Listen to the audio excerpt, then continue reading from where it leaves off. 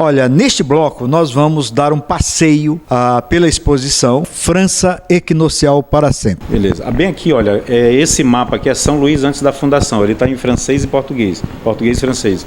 Ele retrata São Luís nos 1500. Aqui você vê a ilha do São Francisco, porque o São Francisco bairro era uma ilha até 1970, quando fizeram a Colares Moreira e apartaram a Lagoa da Jança e do Jaracati. Mas é uma longa história que a gente precisa explicar com mais tempo.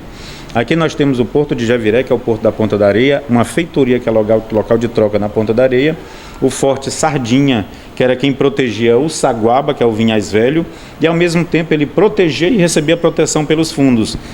E aqui o comércio. Esse complexo aqui, Vinhais Velho, Forte Sardinha, São Francisco, Ponta da Areia, era o que existia de mais avançado nos anos 1500, no final dos anos 1500. Aqui é uma grande pesquisa aqui, né? Um reguezinho para ajudar a gente a ler, né? A Flor de Lis, quer dizer, Flor de Luís.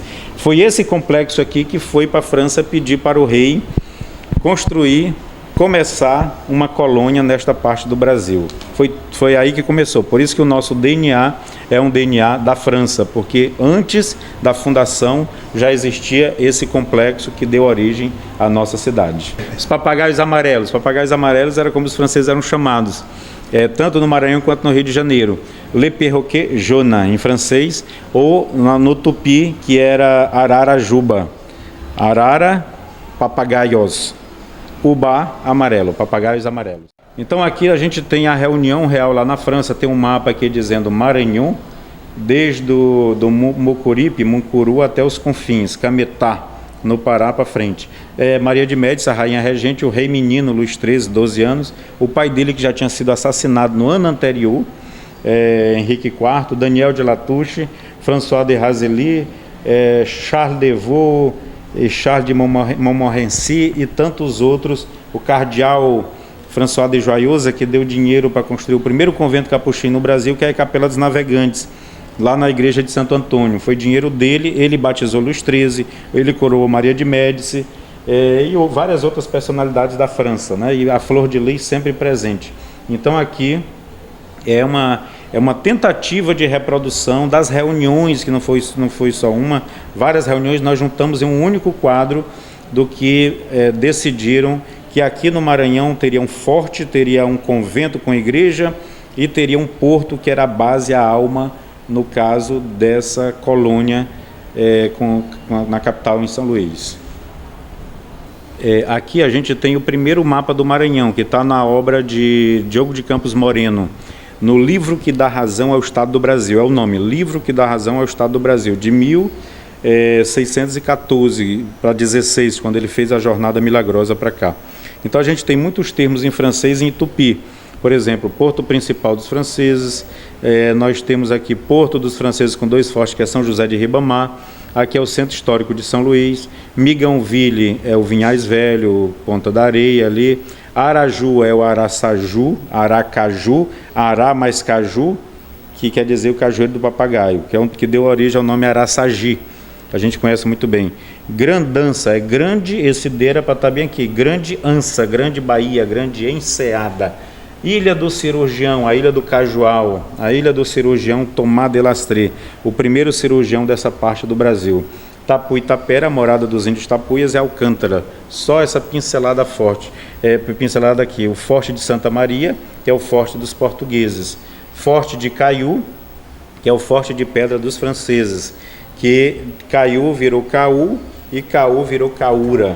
E nós conhecemos até hoje. Aqui a gente tem François de Razilly, que foi quem colocou o nome ao Forte São Luís, primo do cardeal Richelieu. Ele e os 2 irmãos dele vieram para cá.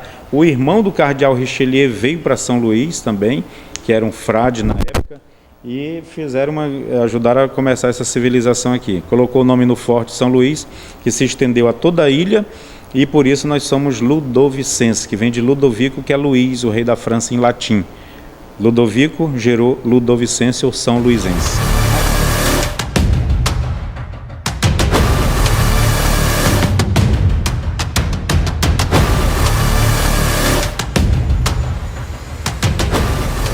Aqui nós temos o primeiro conjunto de leis das Américas, que é uma cópia, uma réplica. Peguei o texto na Biblioteca Nacional da França, lá em Paris, E aqui a gente tem as leis, que é a honra ao rei, honra a Deus e a convivência na colônia. Aqui tem pena de morte para quem matasse índio, para os franceses que porventura matassem índio. Aqui tem também sossego público. É inimaginável, há mais de 400 anos se falar em sossego público, mas aqui se falava em sossego público. Então a primeira reunião de leis de todas as Américas, feito nas Américas, foi feita aqui em São Luís, bem aqui do lado, na Praça Pedro II, publicada, promulgada no dia 1º de novembro de 1612, dia de Todos os Santos, né, que precede o dia de Finados. Então é uma riqueza, é um legado para o Maranhão que a gente precisa aprender a trabalhar melhor. Ele mostra também um pouco do tamanho da França equinocial, desde o Mucuru, que é o Mucuripe, até a região amazônica, a viagem de La Ravardie à Amazônia. Isso aqui é muito importante. Essa data é a data de fundação de Bragança, que era a terra dos Caetés. Então, de toda a parte norte do Brasil, a primeira cidade é São Luís, de toda a parte norte, que a última ficava para o leste, no Rio Potengi, que é Natal. De Natal para cá, ou seja, todo o Brasil do norte era abandonado. E aí veio São Luís em 1612, veio Icatu logo em seguida, em 14, Itapu Itapera também, e por aí foi crescendo. Itapu Itapera é Alcântara, né? Aqui a terra dos Caetés, bem aqui hoje é Belém, por aqui assim mais ou menos, e ele veio na direção de Marabá, Daniel de Latouche. Se juntou aos Camutais, Ca mata árvore, Mutá cama casa. Os índios moravam trepados na árvore, então gerou o nome Cametá, Camutá, Cametá, no Pará. Outros topônimos, né, a gente percebe outros topônimos. Daniel de Latouche vinha nessa direção, teve que voltar por causa da Batalha de Guaxenduba.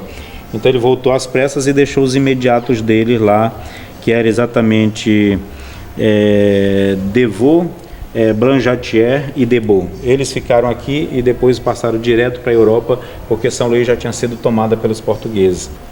Qual seria agora o seu grande sonho? Olha, o sonho é que isso aqui se amplie, né? Como vai acontecer aí é outra história. A gente sabe que o caminho é a política, a gente espera que os políticos abracem essa causa, que eles comprem essa causa, porque é a causa do povo isso aqui. Isso aqui é um pedaço de Brasil que está esquecido. O Brasil bonito está aqui, a gente está mostrando. E ele, infelizmente, ele é esquecido propositalmente, porque existem interesses maiores e os interesses não são interesses do povo. Então a gente espera que as pessoas acordem para isso, a gente procura acordar o povo para isso e a vida é essa, a vida que segue, e a gente espera que as pessoas acordem para essa realidade, para a sua própria história e comecem a ver o vencido não como um vencido, mas alguém que deixou um legado muito grande, que ele ainda está vivo.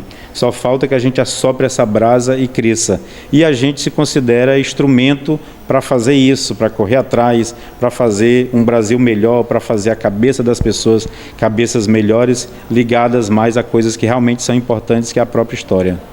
Meu caro Antônio Norberto, muito obrigado pela entrevista.